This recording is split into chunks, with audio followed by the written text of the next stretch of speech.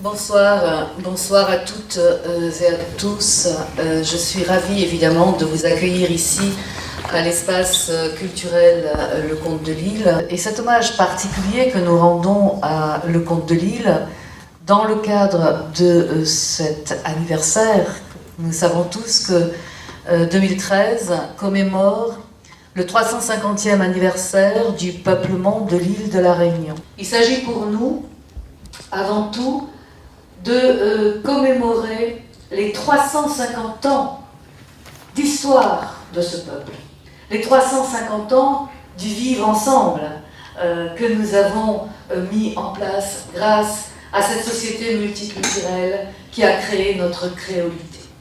Ce soir, nous allons écouter, nous allons entendre un certain nombre d'intervenants qui sont des passionnés de Le Comte de Lille, et je remercie, bien entendu, toutes ces personnes qui se sont impliquées, celles venues de loin, donc M. Christophe Carrel, et nous aurons à ses côtés un certain nombre d'intervenants également que je remercie chaleureusement au nom de Madame la députée maire et de son conseil municipal, qui sont M. Gilbert Aubry, Monseigneur Aubry qui est avec nous ce soir, M. Idriss, Christophe Bagnan, merci d'être là, et M.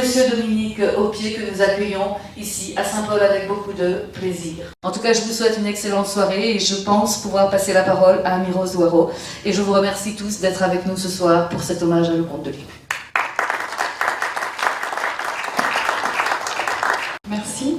Nous avons donc l'immense joie de célébrer l'anniversaire de Le Comte de Lille aujourd'hui en recevant des conférenciers talentueux. Et tout de suite, eh bien, nous allons ouvrir cette conférence par une pièce musicale signée Philippe Barré.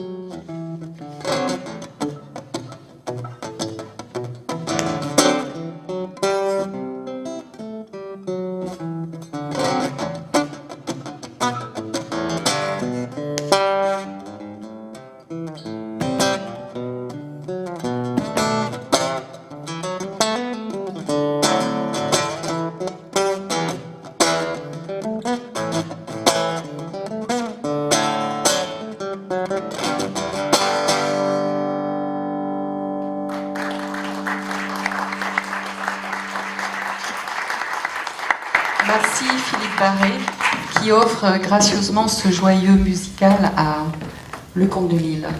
Un mot sur l'association Être ou Paraître, qui, je le rappelle, est un organisme à but non lucratif qui travaille sur l'identité réunionnaise et le décalage entre l'être et le paraître. L'être authentique, donc si cher à Le Comte de Lille. Et on peut se poser cette question, quelle image véhiculer Le Comte de Lille? Et tout de suite, eh bien, nous accueillons Christophe Carrère, Le Comte de Lille ou La Passion du Beau. Merci Madame Hoareau d'avoir souligné cette opposition très grande entre l'être et le paraître chez Le Comte de Lille, qui souffre beaucoup de cette mauvaise image qu'il véhiculait d'homme glacial avec son monocle et qui intérieurement était tout différent. Catulle Mendes disait de lui que c'était un volcan couvert de glace. J'aimerais commencer cette communication en citant André Mauroy, biographe s'il en est et académicien, qui dans ses aspects de la biographie a écrit ceci, et je crois qu'il est bon de l'entendre en des temps où les biographies ont tendance à s'épaissir considérablement pour essayer de faire autorité et pour en imposer. Voilà ce que disait André Mauroy. On ne peut comprendre un être humain en épuisant sur lui tous les détails, parce qu'un être humain représente une complexité infinie. Et qu'eût-on même des centaines d'années devant soi, on n'épuiserait jamais cette complexité. Il faut comprendre par coup d'état. Autour de toute vie d'homme célèbre, ou de mouvements renommés tels que le Parnasse qu'incarne Le Comte de Lille à lui seul, gravite un grand nombre de légendes, ou demi-vérités, qu'il est bon de rectifier, à commencer par cette origine de la fameuse expression « l'art pour l'art ». La formule n'est en effet ni de Le Comte de Lille, ni de Victor Hugo, ni même de Théophile Gautier, comme on le répète à l'envi, mais de Victor Cousin, dans sa 22e leçon de philosophie sur les fondements des idées absolues du vrai, du beau et du bien qu'il professa en Sorbonne en 1818, et qui réfutait une théorie tendant à confondre le beau avec la religion et la morale. La religion et la morale, écrivait-il, sont ce qu'il y a de plus élevé. Il ne faut donc les mettre au service d'aucune autre chose que d'elles-mêmes, ni surtout au service de l'intérêt. Il faut de la religion pour la religion, de la morale pour la morale, de l'art pour l'art. Le bien et le saint ne peuvent être la route de l'utile ni même du beau. Alors, ces légendes et ces vérités, il est 3 légendes au sujet de Le Comte de Lille. La première, c'est celle du voyage en Inde. Au XIXe siècle, le nationalisme était une idée profondément de gauche et revendiquer sa nationalité, c'était encore parfois une façon de réaffirmer son anticléricalisme, les cléricaux entretenant et nourrissant à l'égard des citoyennetés, ainsi que l'affirma Edgar Quinet dans l'ultramontanisme ou l'Église romaine et la société moderne de 1857, un réel fond de mépris. Aussi, le poème « À l'Italie » de Le Comte de Lille, 1859, était-il non seulement une façon de saluer l'expédition de Garibaldi, voulant libérer l'Italie des Autrichiens qui la dominaient depuis 1849, comme l'écrivit Joseph Vianney, mais encore, comme le précisera plus tard Caroline de Mulder, d'afficher son opposition à la papauté, qui, selon le poète, collaborait depuis les origines avec l'envahisseur. Dans l'Inde française, publiée en 2 livraisons successives, dont nous n'avons que trop peu parlé dans notre biographie, Le Comte de Lille retrace l'histoire de la présence française dans le sous-continent indien, tente d'expliquer l'éviction des Français et se fait le fervent défenseur des races opprimées contre la nation anglo-saxonne.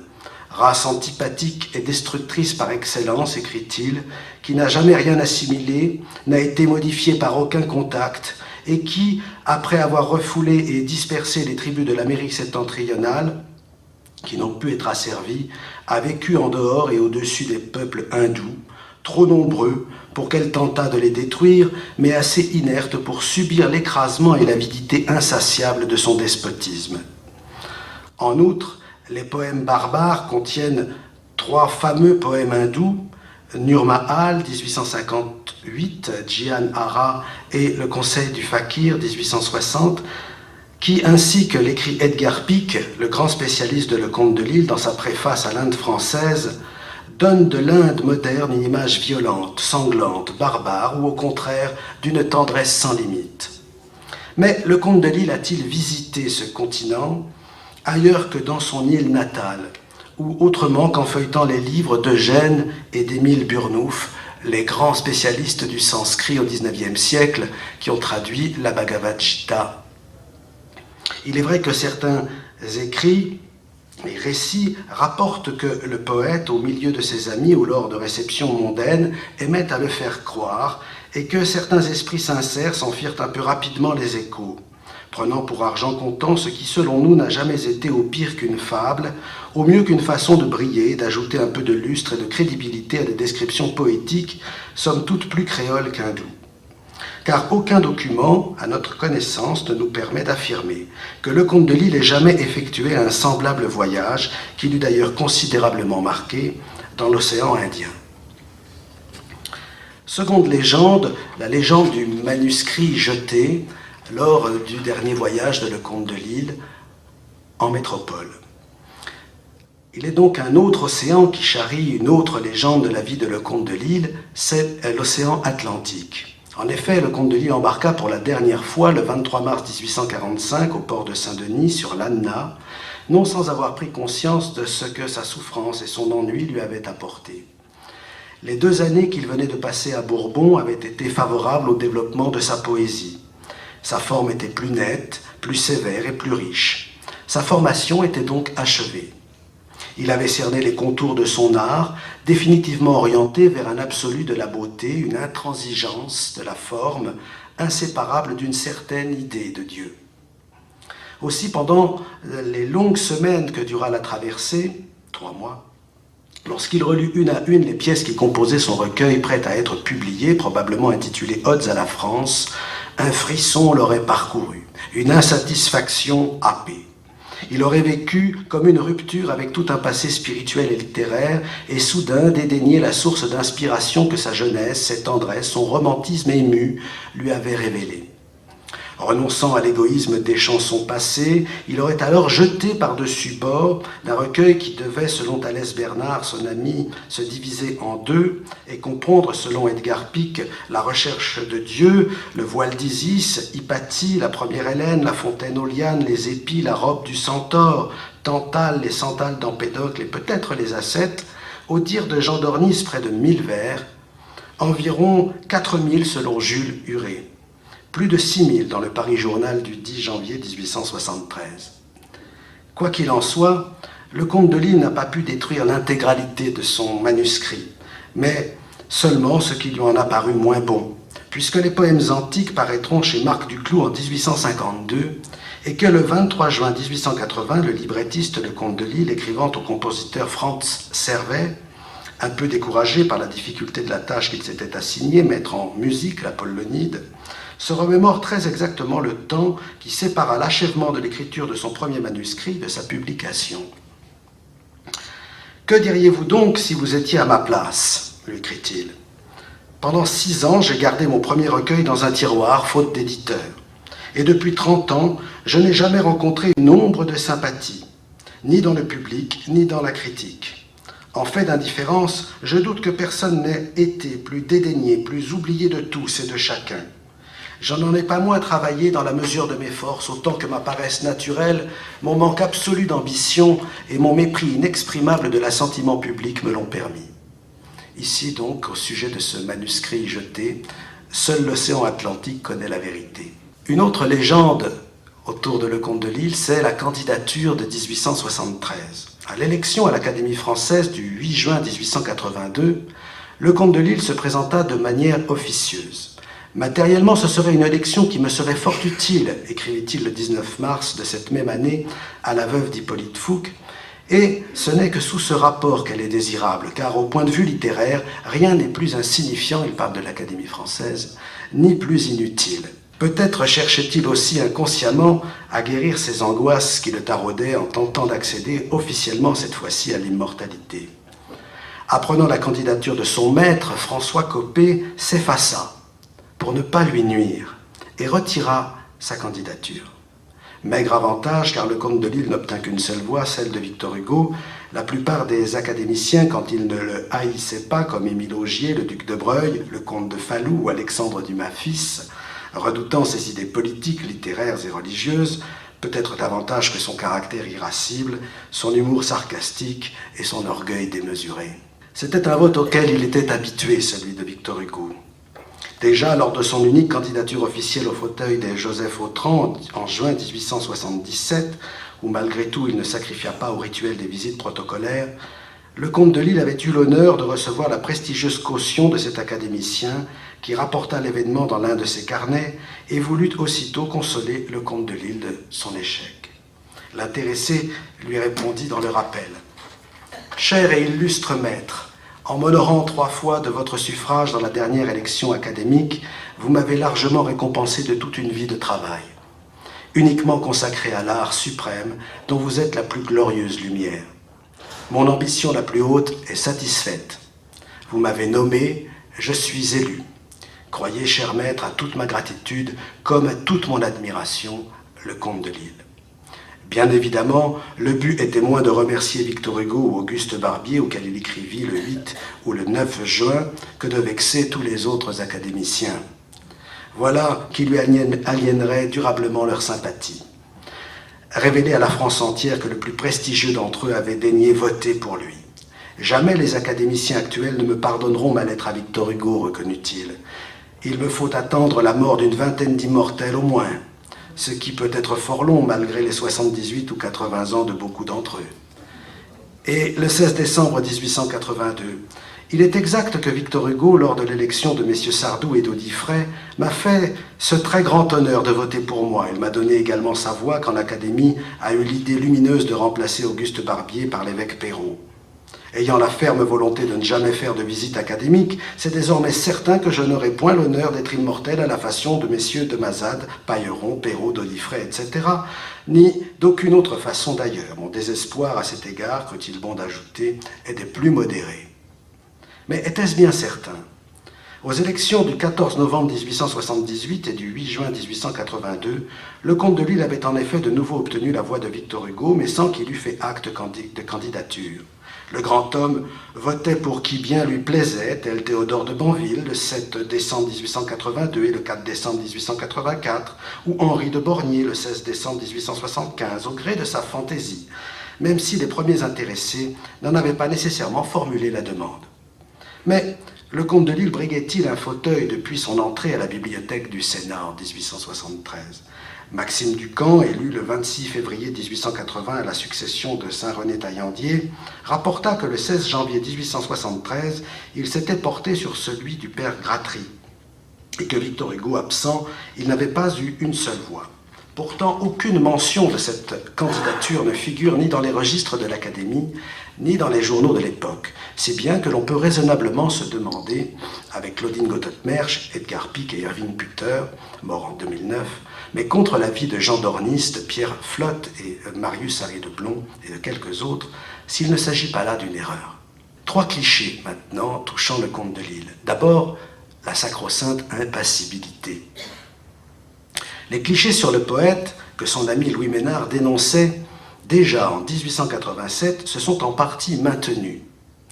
La réception de le comte de Lille à l'Académie a suscité des articles sur lui dans la plupart des journaux. Je ne les ai pas tous lus, et ce serait d'ailleurs inutile, car ils ont l'air d'avoir été copiés les uns sur les autres, et les critiques qu'on a faites de son œuvre peuvent se résumer en quelques mots. C'est un impassible, étranger à tout sentiment humain, un archéologue qui ne sait faire que des pastiches, un adorateur de la forme qui n'a pas une idée et qui s'en console en prêchant le nirvana. Singuliers impassibles, nous tous, écrit Louis-Xavier de Ricard en 1891 dans Autour de Bonaparte. Et même le comte de Lille, en qui on a personnifié l'impassibilité. Il n'a pas, il est vrai, absolument chanté la gaudriole, mais il faut ne pas l'avoir lu pour méconnaître l'extraordinaire passion intellectuelle qui soutient tous ses poèmes et les pousse tous à la même idée, d'une même impulsion, presque toujours égale et jamais lasse. On ne l'a appelé impassible que pour se dispenser d'analyser ses passions, ajoute encore Pierre Flotte. mais nul ne fut moins impassible que ce grand tourmenté d'amour. Le comte de Lille, nous disent Marius Harry Leblond, récitant ses propres vers, était très intéressant à observer. À le voir ainsi, tout droit, absolument immobile, à l'entendre déclamer d'une voix haute et grave, un superficiel aurait pu lui donner une fois de plus le nom d'impassible.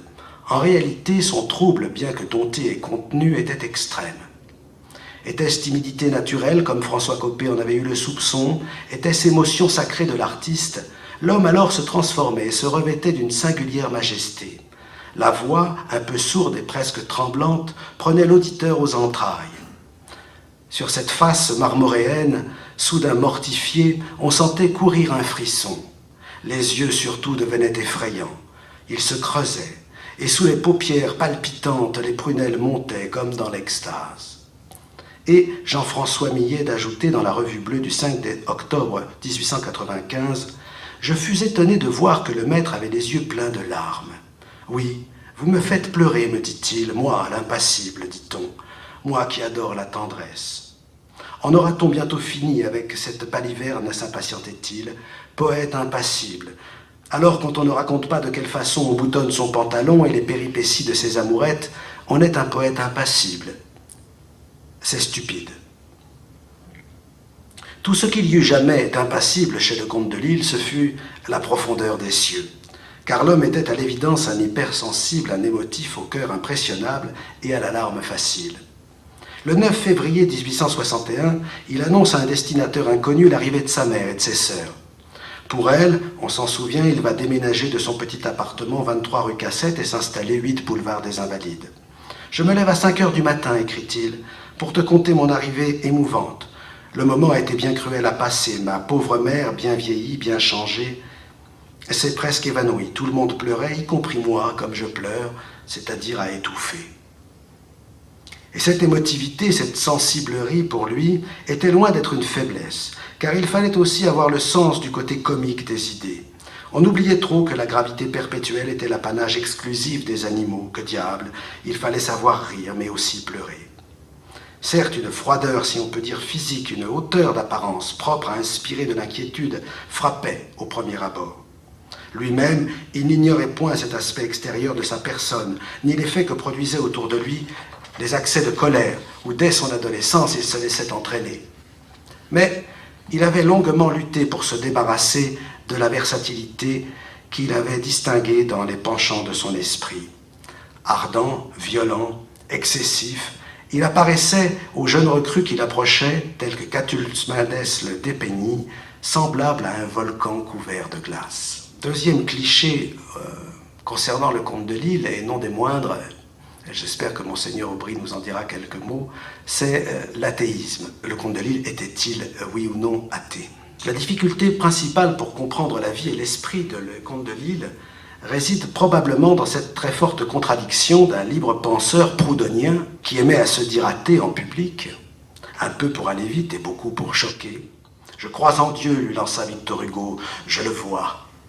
« Ah bon ?» reprit le comte de Lille, en ajustant son monocle. « Où donc est-il » Et dont l'œuvre, vaste fresque mystique, est une incontestable exploration spirituelle pour atteindre à la divinité sous toutes ses formes, anciennes ou modernes, terrestres ou célestes, humaines ou animales, de toutes les mythologies ou théogonies du monde, et dont la cardinale beauté ne serait que l'expression visible, indubitable et passagère. Car, nous dit Maurice Barrès, malgré les blasphèmes qui pouvaient sembler des dissonances à cette heure-là, c'était la forme la plus moderne du sentiment qu'exprimaient les plus beaux des poèmes antiques, barbares et tragiques.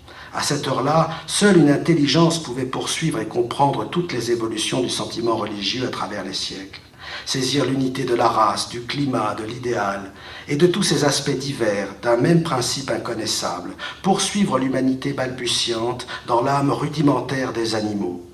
À un poète de cette heure-là, seul il appartenait de témoigner l'empiétement incessant de l'intelligence sur la sensibilité. La poésie de Le Comte de Lille se réfère sans cesse à Dieu, explicitement ou non, et sous les formes diverses, Dieu personnel ou grand tout. comme si l'absolu, affirmé ou nié, était le seul véritable objet de la pensée, et comme si la pensée du contingent et de l'éphémère était en définitive impossible et absurde. Cette poésie fut d'abord panthéiste, puis déiste, voire antithéiste avec le Caïn, mais jamais athée. Un autre cliché, le troisième, celui de la supériorité du poète et de sa mission supérieure, quasi prophétique. Il nous suffit de relire ce qu'il écrivit dans son avant-propos des poètes contemporains paru dans le Nain jaune le 3 août 1864. Le monde du beau, l'unique domaine de l'art, est en soi un infini sans contact possible avec toute autre conception inférieure que ce soit. Le beau n'est pas le serviteur du vrai, car il contient la vérité divine et humaine. Il est le sommet commun où aboutissent les voies de l'esprit. Le reste se meut dans le tourbillon illusoire des apparences. Le poète, le créateur d'idées, c'est-à-dire de formes visibles ou invisibles, d'images vivantes ou conçues, doit réaliser le beau, dans la mesure de ses forces et de sa vision interne par la combinaison complexe, savante, harmonique des lignes, des couleurs et des sons, de la science et de la fantaisie.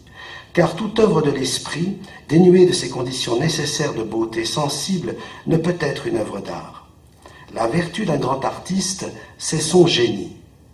La pensée surabonde nécessairement dans l'œuvre d'un vrai poète, maître de sa langue et de son instrument. Il voit du premier coup d'œil plus loin, plus haut, plus profondément que tous, parce qu'il contemple l'idéal à travers la beauté visible, et qu'il le concentre et l'enchâsse dans l'expression propre, précise, unique. Il porte à la majesté de l'art un respect trop pur pour s'inquiéter du silence ou des clameurs du vulgaire, et pour mettre la langue sacrée au service des conceptions viles. Le clairon de l'archange ne se laisse pas emboucher comme une trompette de carrefour. Pourtant, cet homme qui avait le mépris des foules ne pardonnait pas au grand public d'ignorer ses œuvres. Les succès bruyants et productifs des romanciers ou des dramaturges qui ne le valaient pas l'irritaient sourdement.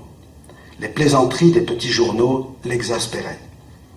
Au fond, le comte de Lille n'était ni tout à fait républicain, ni tout à fait bonapartiste. L'homme avait construit et choisi sa propre patrie, le beau, terre de grâce et d'harmonie fanatique, lieu de conflits individuels ou de rivalités grégaires, rivage d'abandons voluptueux ou de rancunes intestines, tantôt triomphantes et ironiques, tantôt amères et désabusées. Et pour elle, pour ne pas avoir à la quitter comme il avait jadis dû quitter Bourbon, il était prêt désormais à tout sacrifier, c'est-à-dire à ne rien tolérer, à ne rien concéder et à tout perdre. Écrire était devenu un acte non seulement de subsistance, mais surtout de résistance autoritaire, d'endurance despotique et de combat dictatorial contre la langue, conçue comme un système de lois rigoureuses que l'imitation des anciens pouvait arriver à briser, contre la société qui n'accordait pas à l'activité créatrice la place qui lui revenait, contre la femme qui faisait oublier au poète sa vocation propre, contre toute matière, contre toute inertie, contre toute atonie. Trois influences maintenant. Les admirations et les influences de Lecomte de Lille furent largement aussi grandes et aussi nombreuses que ses détestations. Outre Rousseau, Chateaubriand, Évariste Parny, Walter Scott, Charles Dauval et Bernardin de Saint-Pierre qu'il lut dans sa jeunesse, il admira beaucoup André Chénier, véritable messie littéraire, roi de la forme lyrique, Ronsard, Molière, Corneille, Félicité de Lamennais, figure très importante, George Sand, et un certain poète moderne aux côtés duquel Lamartine semblait un famelin du passé, un dénommé Victor Hugo. Nous ne sommes jamais placés dans notre biographie, et comme c'est souvent le cas actuellement, sous l'angle de la concurrence des génies ou des ambitions personnelles. Le comte de Lille était-il, oui ou non, jaloux de l'œuvre de Victor Hugo? Victor Hugo abhorrait-il le comte de Lille? Peut-on véritablement apprécier Hugo, Verlaine, Rimbaud, Mallarmé ou Baudelaire sans apprécier le comte de Lille? Tout génie a son propre fonctionnement et sa propre raison d'être, les faire entrer en compétition ou en rivalité, les subordonner les uns aux autres, les classer, les répertorier, est à nos yeux un exercice humainement aussi réducteur que scientifiquement improductif. Je n'ai connu Hugo que fort tard, en 1874, confia le comte de Lille à Jean d'Ornis. Il a été paternel et parfait pour moi. Comme je lui disais un jour que j'avais dû aux orientales la révélation de la poésie, il me répondit « Si vous aviez écrit avant moi, j'aurais à vous adresser le même remerciement. Il n'en pensait pas un mot naturellement, ni moi non plus. Il m'a toujours jusqu'à la fin témoigné les mêmes sympathies, votant pour moi à chaque élection académique et me désignant pour son successeur. Pourtant, lors de la reprise d'Hernani à Paris, le 20 juin 1867, après que la jeune génération se fut retrouvée au café Bobino pour y rédiger une lettre collective de félicitations au grand exilé, ni Heredia, ni Glatini, ni le comte de Lille ne crurent bon d'ajouter leur signature au recueil des 14 autres. Était-il exclu de la liste, ainsi que le propose Jean-Marc Ovas, par sa date de naissance 1818, qui faisait de lui une figure intermédiaire entre les deux générations? Nous ne le pensons pas. Sinon, pourquoi Glatini et Heredia auraient-ils eux aussi refusé d'y figurer? La vérité est que les sentiments de Lecomte de Lille à l'égard de Victor Hugo ont toujours été partagés. Je le loue souvent de qualités spéciales qu'il ne possédait pas, écrit-il à Émilie Le Forestier le 26 janvier 1887, 2 mois avant sa cérémonie d'investiture à l'Académie française. Par exemple, de la précision et de la parfaite justesse de l'image. Mais l'abondance, la force et l'éclat ne peuvent lui être refusés. Pour le jeune Lecomte de Lille, Victor Hugo ne serait jamais aussi grand que dans les Orientales. Et le reste de son œuvre poétique, couramment estimé excessif ou de facture trop inégale. Ruy Blas, déjà, malgré de magnifiques morceaux poétiques, était jugé d'un style grossier, peu digne de l'auteur des Feuilles d'automne, et dans lequel, certes, le génie abondait, mais où l'on trouvait peu ou point de règles. Plus tard, les reproches concernèrent davantage l'expression et la forme poétique elle-même. Toute pensée est nécessairement une parole intérieure rendue sensible, écrivait-il alors. La forme est la combinaison ordonnée des divers états de l'expression. Il ne faut donc pas confondre les deux termes. Ainsi, l'abondance verbale de Victor Hugo est prodigieuse, mais la forme proprement dite lui fait souvent défaut. Ses images sont incohérentes, il les accumule sans mesure dans une éclatante confusion, de sorte que ses poèmes, dont certaines parties sont admirables, n'offrent presque jamais une composition parfaite. Il en est de même de la prosodie et du rythme, on les confond souvent. La prosodie est l'art de construire le vers. Le rythme résulte de l'entrelacement harmonique de plusieurs vers constituant une strophe. Ici encore, par suite de la confusion des termes, Victor Hugo passe pour un grand inventeur de rythme, bien qu'il n'en ait jamais inventé un seul. Tous les rythmes dont il s'est servi appartiennent aux poètes du XVIe siècle. Lecomte de Lille et Victor Hugo furent deux titans complémentaires à l'ego démesuré qui s'affrontèrent, Hugo, deux univers outrageusement outrecuidants du moi, deux versions profondément antithétiques d'un identique grand tout. Deuxième influence sur Lecomte de Lille très importante et moins connue des non-spécialistes, c'est Louis Ménard, auquel il fait allusion dans une des lettres de la vitrine. Louis Ménard, 1822-1901, vivait dans le culte et l'étude de l'hellénisme. Sa Grèce était celle de Phidias et du Parthénon, celle de l'Athènes de Périclès, historique et théologique. Il n'y mit d'ailleurs jamais les pieds, autrement qu'en songe. Cet ancien élève du sceptique Jules Simon au lycée Louis-le-Grand, ami de Charles Baudelaire et d'Édouard Champion, s'était si tôt et si violemment épris de mythologie qu'on l'appelait déjà Zeus dans la cour de récréation. Son tempérament se démarquait nettement de celui de ses autres camarades, puisqu'il affirmait haut et fort ses convictions et ne pliait sous le joug d'aucune autorité. Très vite, il devint un marginal, un exalté, un extravagant, qui promouvrait un système de simplification de l'orthographe et serait admis en 1843 à l'école normale supérieure de la rue d'Ulm. Mais incapable qu'il était de se plier à l'académisme rigoureux de l'institution, il démissionna au bout de 2 mois, suivit les cours de licence de lettres de l'université de la Sorbonne, qu'il obtint aisément, puis se lança dans ses effervescents travaux de chimie. Louis Ménard fit ses thèses sur le polythéisme hellénique, écrivit une imposante histoire des Grecs et fut reçu docteur ès lettres avec grand éloge. mais l'université ne daigna jamais l'intégrer dans ses rangs. En effet, ses opinions avaient de quoi heurter. Mesnard partait d'un constat, l'Europe se mourait, et d'une certitude, d'un manque de spiritualité religieuse. Jusque-là, rien que d'assez banal, mais ces remèdes offusquaient. Plutôt que de prêcher un retour aux valeurs du christianisme, Mesnard se fit l'apôtre du polythéisme hellénique. Selon lui, il eût mêlé le sang du sacré à la sève du profane, qu'elle fût sociale, politique ou économique, et régénéré les tissus malades de la multitude. La religion grecque unissait éthique et esthétique, en ceci qu'elle permettait à l'idéal de fusionner avec le réel, et, fusionnant avec lui, le sanctifiait et le guérissait. Point de dogme dans cette religion-là, point d'église, point de révélation, une grande souplesse dans les adhésions de toute nature, une immanence perpétuelle plutôt qu'une transcendance occasionnelle, une entente suave entre la boue et les étoiles. Hésiode n'avait-il pas dit que les dieux et les hommes étaient de la même famille? Ainsi, tel le phénix, comment l'humanité pouvait-elle ne pas renaître de ses cendres? Le polythéisme hellénique était avant tout un sentiment profond de la diversité et un pluralisme ontologique harmonieux. Chaque être, chaque objet vivait pleinement et librement sa propre destinée, ses caractères distinctifs le singularisant sans le stigmatiser. Les contraires ne s'affrontaient que dans leur union contrebalancée par une autre union. Aucun principe ne pouvait en absorber un second, imitant ainsi les mouvements perpétuels des lois cosmiques, et de ce mécanisme naissait un sentiment d'équilibre propice au mystère de l'art. Le polythéisme engendrait l'harmonie. L'art découlait de la pluralité des types divins.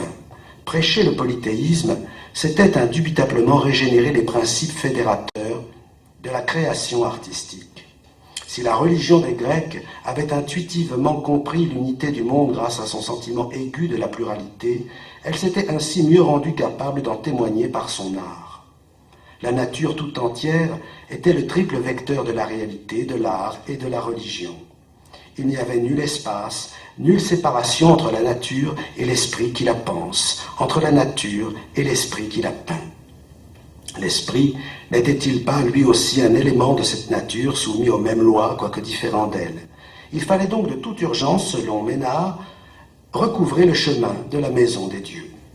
Le monisme ontologique avait séparé les dieux des hommes, les hommes du monde, et rempli ce monde d'une foule d'objets inutiles, creux, désacralisés. D'un amas de matière inerte et informe, l'esprit s'était séparé du corps, le corps de la chair et la chair de l'esprit. Maintenant, elle était maudite, la mère féconde, la grande nature. La Grèce était une source inépuisable et jaillissante pour qui était assoiffé de beauté, la révérait, la déifiait. Suprême aurore de l'intelligence humaine, elle encourageait l'étude, l'érudition, stimulait les jeunes esprits en quête de savoir et permettait de retourner aux intuitions pré-chrétiennes de la culture occidentale. Elle était polythéiste, c'est-à-dire que non seulement elle ignorait les dogmes des trois monothéismes, dissolvait le sacré et le profane en un seul univers mythologique, mais encore procédait d'un génie authentiquement païen, c'est-à-dire primitiviste et idolâtre. Dans la Grèce antique, l'idéal n'était pas distinct de la réalité. Il était dans chaque pierre, dans chaque stèle, dans chaque statue. J'ai étudié toutes les conceptions religieuses qui ont tour à tour agi sur l'âme humaine, écrivit le comte de Lille à Émilie Le Forestier le 1er juillet 1886. Et j'ai vu qu'elles ont toutes, sauf l'hellénisme, plutôt aggravé nos fureurs et nos misères qu'elles n'ont réalisé nos espérances de bonheur. Sauf l'hellénisme, ai-je dit, car l'hellénisme a été la religion de la beauté et de l'amour. Les plus beaux génies qui aient illustré l'humanité ont fleuri en lui et par lui. Et quand le dogme de la malédiction, de l'anathème, de la négation de toutes les nobles passions qui enchantaient et glorifiaient la vie, est venu jeter le trouble et la haine dans le monde avec les ineptes terreurs d'un enfer éternel, la nuit s'est faite dans l'âme humaine. Et nous avons vu pendant 15 à 16 siècles l'ignorance, la sottise et la férocité déborder sur tout l'Occident.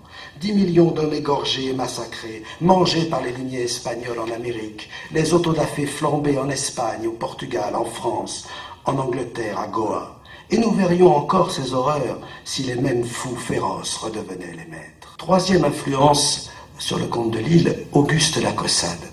connu des Réunionnais, mais complètement inconnu en métropole.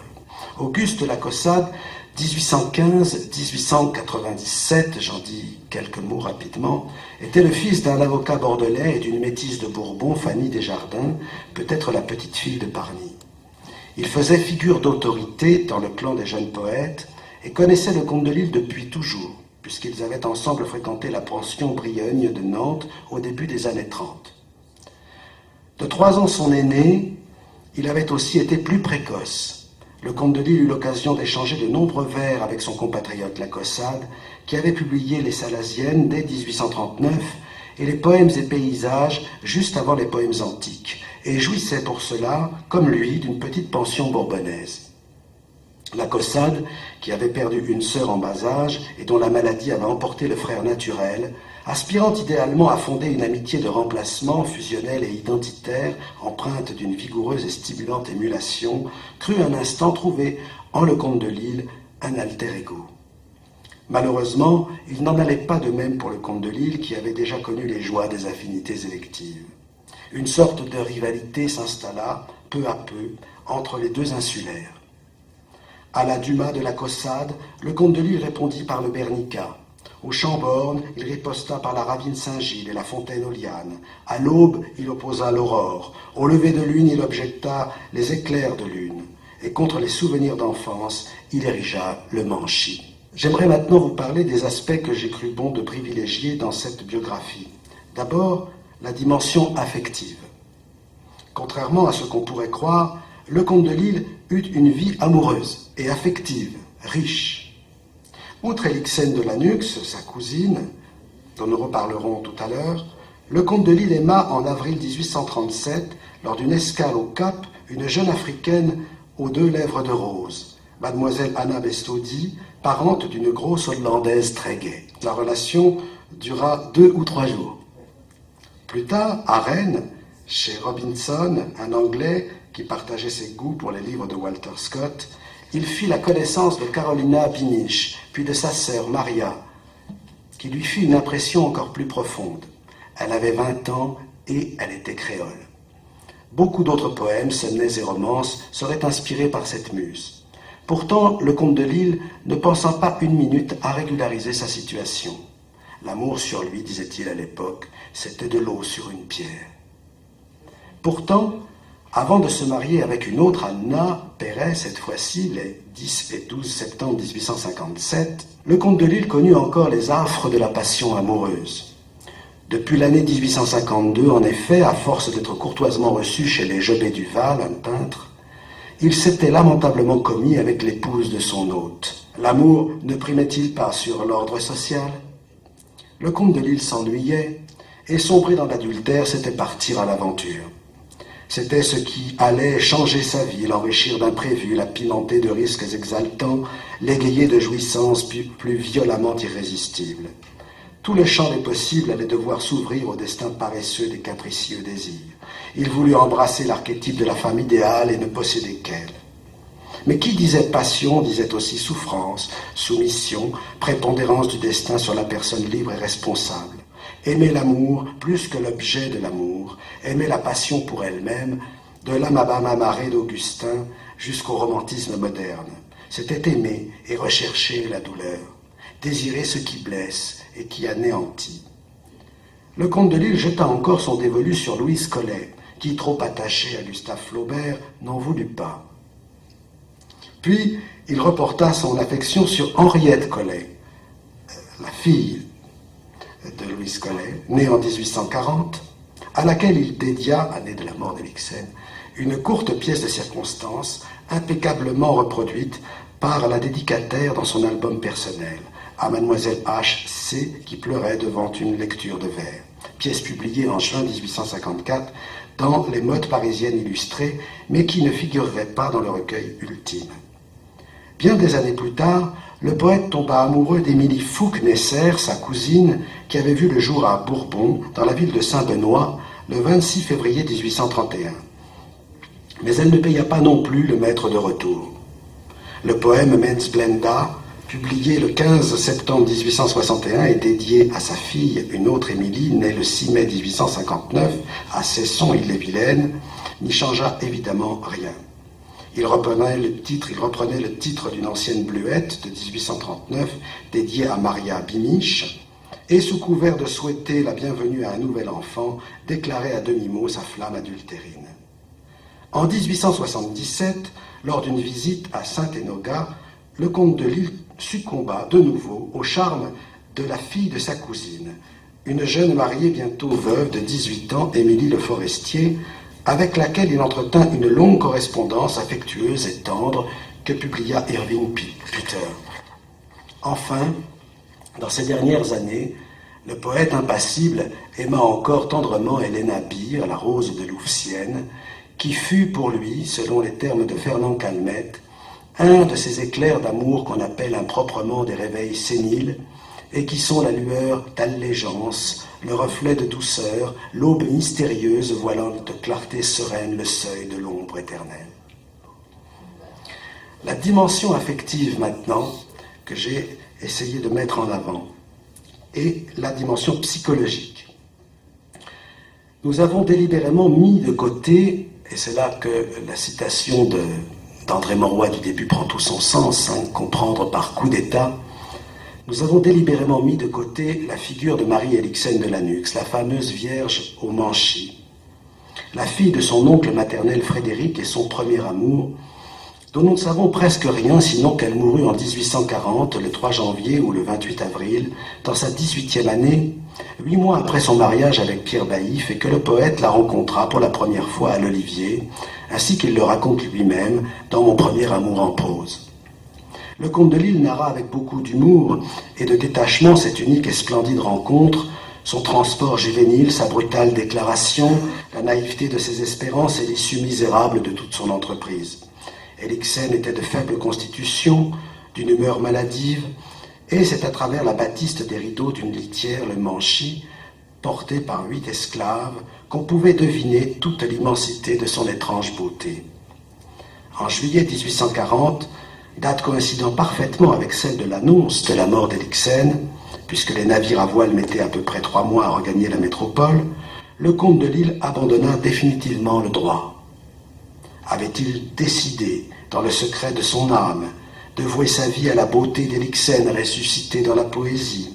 Peu de temps avant cette date, il écrivait « Il est 2 amours, l'un positif, ayant pour objet une réalité, l'autre plus vaste, plus sublime, chantant ses créations plus belles, aussi parce qu'il les a rêvées. » On pourrait bien sourire devant la naïveté de cet amour éthéré, conférant une joie sans aucun revers d'ombre, prospérant à l'écart de toute humanité. Un amour de fantôme, un fantôme d'amour. Mais, avec Henri Cornu, nous pensons au contraire que Marie Elixène fut la personne qui eut la plus grande incidence sur la construction psychologique du poète. Plus, qu'elle fut peut-être, sinon à l'origine de sa vocation poétique, du moins de son abandon du droit, de sa quête esthétique et métaphysique, tout autant que de son attachement viscéral à Bourbon, et qu'elle fut surtout pour lui une source inépuisable d'inspiration, de mélancolie et de souffrance. Le drame fondateur et la trame secrète de toute sa vie. À cet égard, le poème intitulé « Les tronçons du serpent » 1829 de Victor Hugo n'a pas pu le laisser indifférent, car elle avait 15 ans, un sourire ingénu et m'aimait sans mélange, écrit Victor Hugo. Et quand elle croisait ses bras sur son sein nu, on croyait voir un ange. Ce poème ne put qu'avoir une résonance particulière chez lui, puisqu'il raconte et met en scène les souffrances d'un jeune poète, dont le front rêve enflammé, depuis qu'Albaïdé dans la tombe a fermé ses beaux yeux de gazelle. Ce vers deviendra d'ailleurs dans le Lévrier de Magnus 1883, 43 ans après la mort d'Elixène, arabe du Hedjaz aux longs yeux de gazelle. Tout comme dans ma pitié muette, l'expression qui figure dans les tronçons du serpent deviendra dans les Montreurs en 1862, 22 ans après la mort d'Elixène, dans Mon orgueil muet.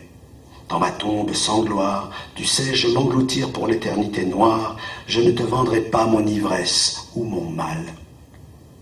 Comment expliquer encore cette prédilection évidente pour les très jeunes femmes, le plus souvent créoles, et si possible de sa famille?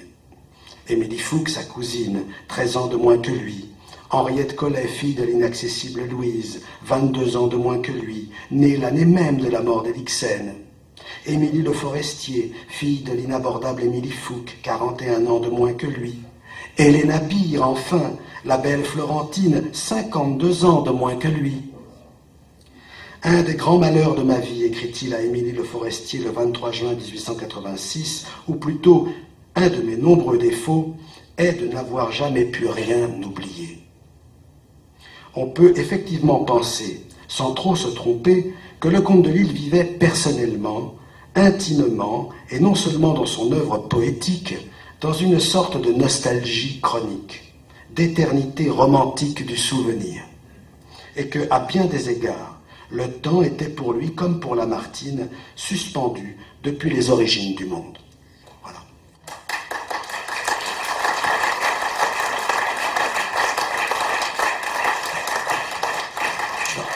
J'avais prévu de vous lire aussi ce poème des Tronçons du Serpent. Il faut imaginer le comte de Lille découvrant, donc, comme il l'a dit, les orientales, la révélation de la poésie, un terme religieux. La révélation, c'est le passage de l'ignorance à la connaissance sans travail.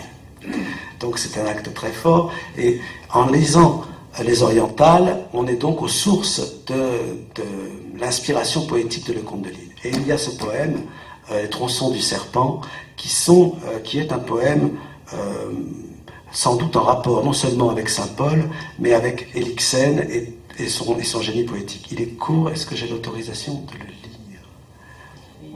Oui. Alors, Victor Hugo cite Saadi dans la première édition. D'ailleurs, les sages ont dit, il ne faut point attacher son cœur aux choses passagères. Dans toute la réflexion sur la vanité, déjà. Je veille et nuit et jour mon front rêve enflammé, ma joue en pleurs ruisselle depuis qu'Albaïdé dans la tombe a fermé ses beaux yeux de gazelle.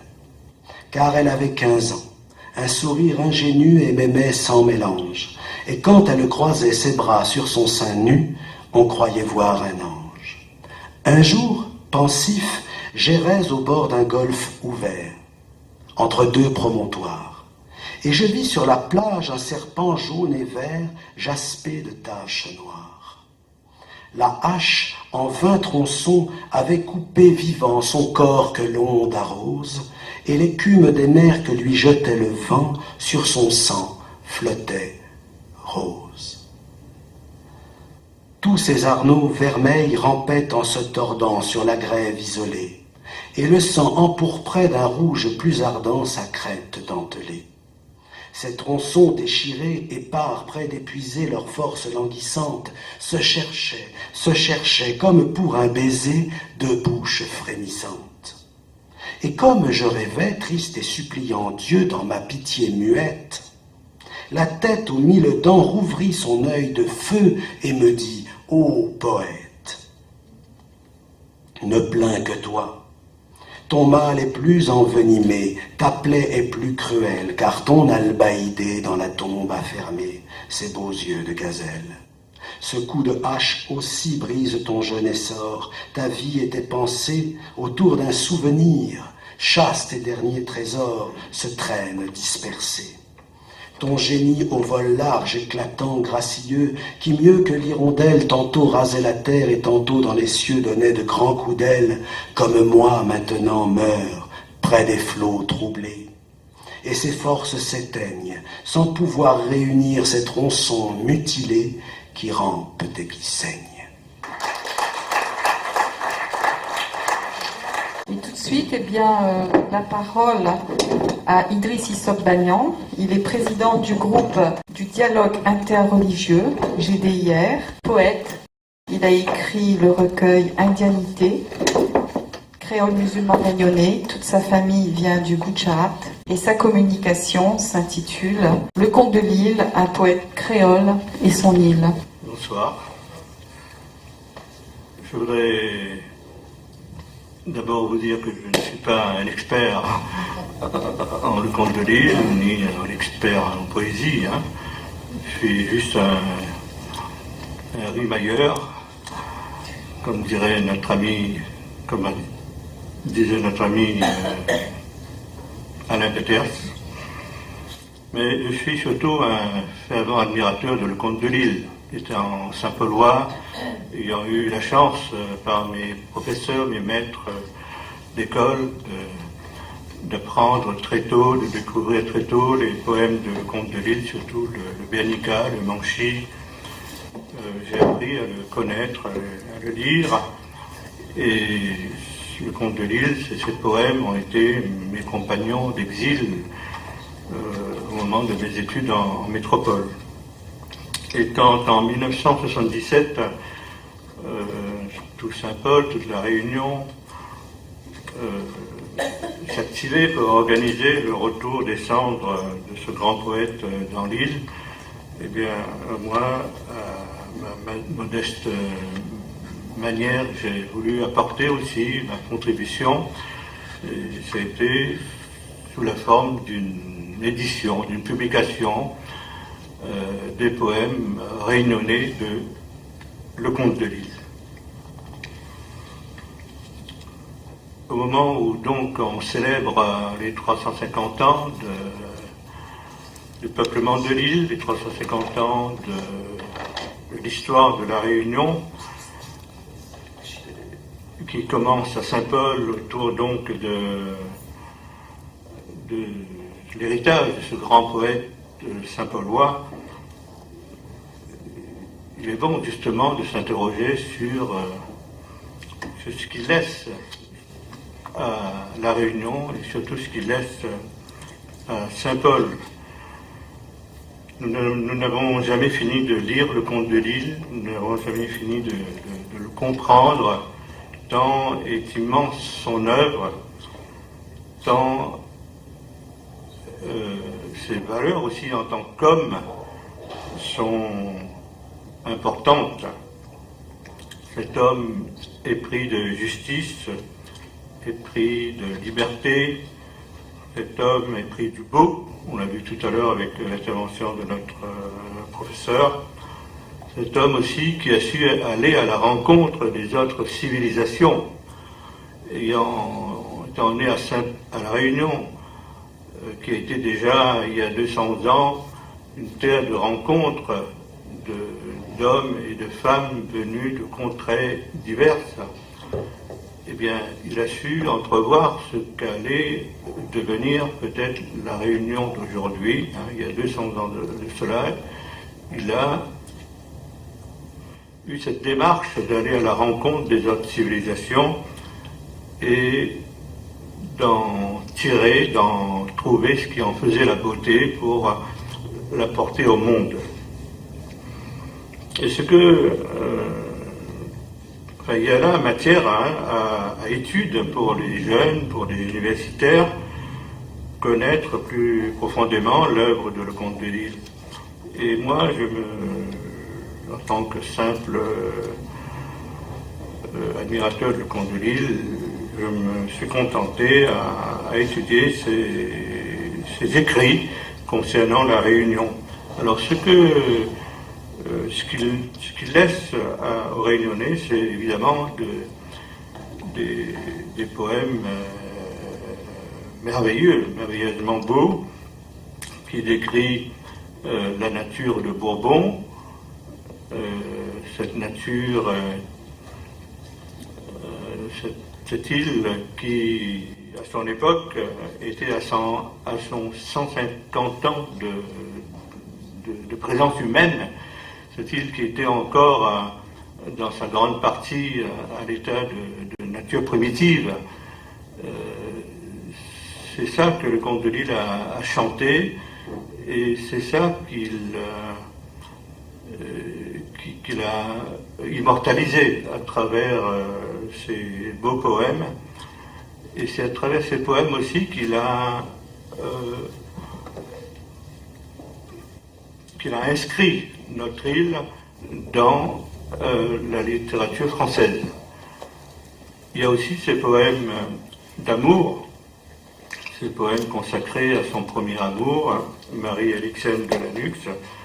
Ce poème, par exemple, ce très beau poème Le Manchie, qui est, d'après Baudelaire, un poème hors ligne, tellement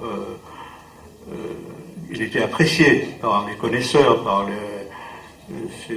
ces poètes parisiens, du cercle des poètes parisiens. Donc,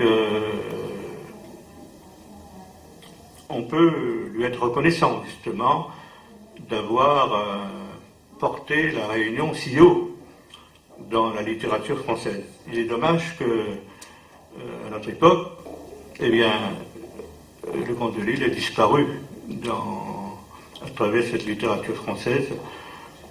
J'ai demandé à ma petite fille qui est là de me passer son livre de français de première. Eh bien, le Comte de Lille, hélas, n'y est plus.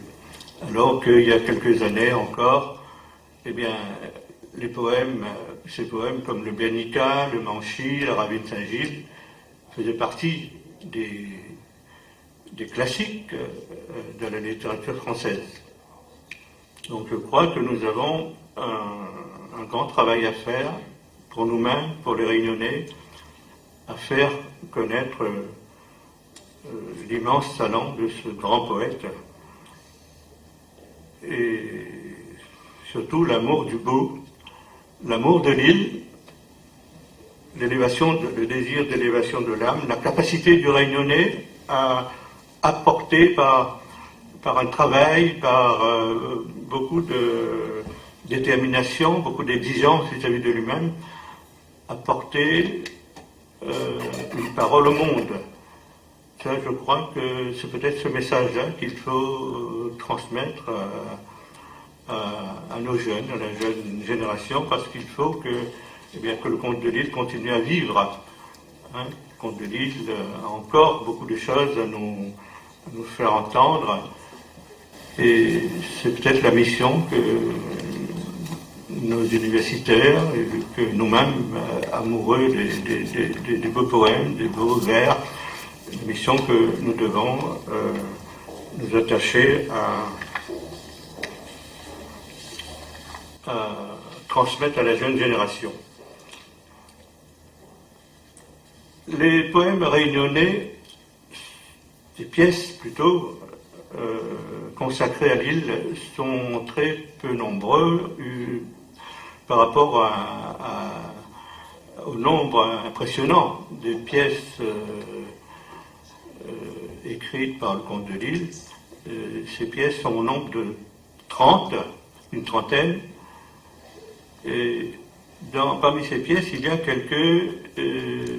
quelques écrits en prose, entre autres Sakhatov et Marcy, qui, pour moi, doivent être connus parce que ces deux récits, ces deux nouvelles, ces deux contes témoignent de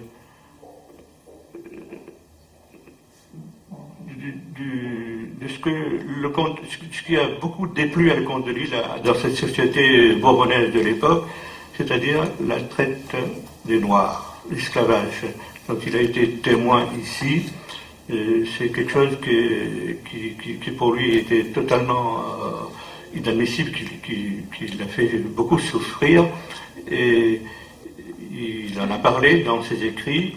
Et quand il est arrivé en métropole en 1845, eh bien, la première des choses qu'il a faites, la première publication qu'il a faite, eh bien, c'était de publier sous forme de feuilleton eh bien, ces deux nouvelles, Sakhatov et Marcy, dans lesquelles sont mises en scène des esclaves de Bourbon, des marrons, ou des esclaves des habitations, et il les a mis dans des postures d'hommes et de femmes. Ce qu'il a voulu faire montrer à travers ces contes, c'est que ces esclaves, eh bien, c'était pas des meubles, c'était des hommes qui avaient droit au respect de leur dignité. Et c'est ce qui me plaît dans le personnage de Lecomte de Lisle, c'est cet humanisme-là, ce désir, ce rêve de liberté et de fraternité aussi pour cette population servile qui avait été amenée à l'île Bourbon pour mettre en valeur l'île dans son développement agricole surtout. Et cette population servile, eh bien, c'était les Noirs de Madagascar, d'Afrique. Il parle souvent dans ses poèmes et surtout dans ses écrits, dans ses contes, de ces Noirs dans Gilles. C'était donc des Malgaches qui étaient chargés de garder les bœufs, ou bien des Noirs qui travaillaient dans les plantations, et puis aussi des Hindous qui travaillaient dans les sucreries. À travers ces poèmes, on peut donc rencontrer ces personnages, ça et là, dans des postures de rêve intérieur, de rêve d'évasion, de rêve de liberté.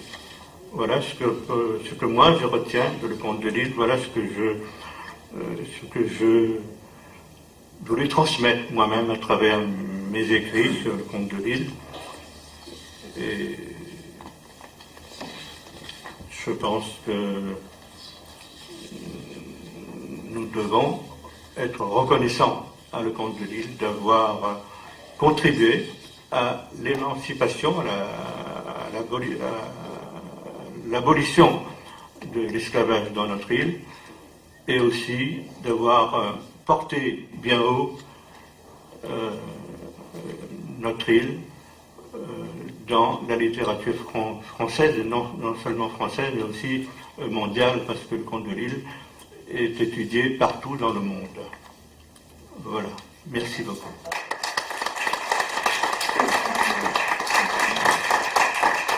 Merci.